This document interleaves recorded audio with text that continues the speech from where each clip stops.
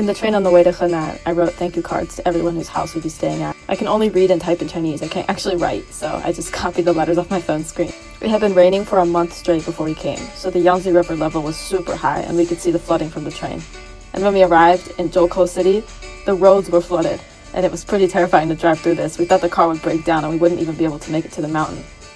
But we got through it, and we drove up the mountain through some villages, past some water buffalo, and we finally arrived at our destination, which was the house of Mr. and Mrs. Shi.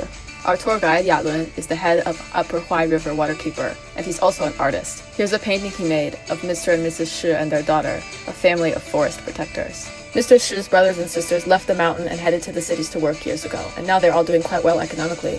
And we were curious, why is it that he was so persistent to stay in the mountain where he was raised?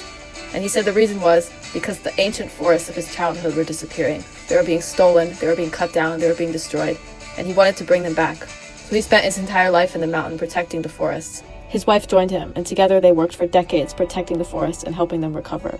Their job was exhausting and dangerous, constantly looking out for people who were stealing trees or illegally cutting down trees. Sometimes their work even led to fights and conflicts. But even though it was dangerous, they persisted. In recent years, the national government has put a lot more emphasis on protecting the forest. So finally, the Shi family can relax and retire happily in their home and not have to worry that the beautiful forest they worked so hard to restore will be taken away. We stayed at their home for 2 days. We fed chickens together, and I tried to learn the special call that tells the chickens it's time for dinner.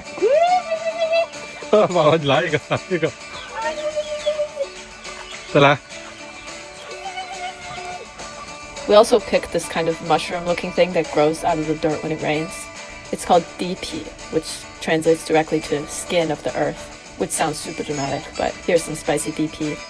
We also learned how to catch fish and catch shrimp with this little trap. We struggled a bit, but we succeeded in the end. I've never actually seen freshwater shrimp before other than in an aquarium, and they were way bigger than I thought they were going to be. Look at that leg. Even though we weren't there for a very long time, we did our best to fit in with everyday village life. 寒江孤影，江湖故人，相逢何必曾相识。 Yalun told me there was a ghost village nearby, and even though it started raining halfway there, I just couldn't pass up on that. So we went anyway, and poor Wei got stuck in the rain while I explored these abandoned houses. 可怜的小王总. We also saw a lot of stuff I've never seen before, like this sticky tree sap that is apparently edible, and this thing looks like plastic, but it's actually a kind of noodle. And I met some new friends.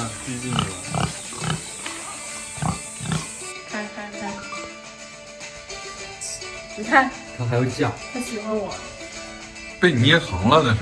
我没捏疼他，我轻轻的把它量下来，他也不下来。它对叫。他要真疼的话，他可以飞走呀，他也不走。他喜欢我。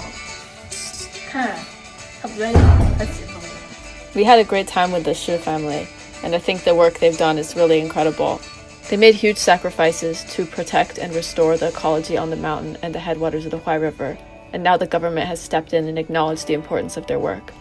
Their family is a classic example of grassroots environmentalism in China, and I hope to be able to share more stories like this with everyone in the future.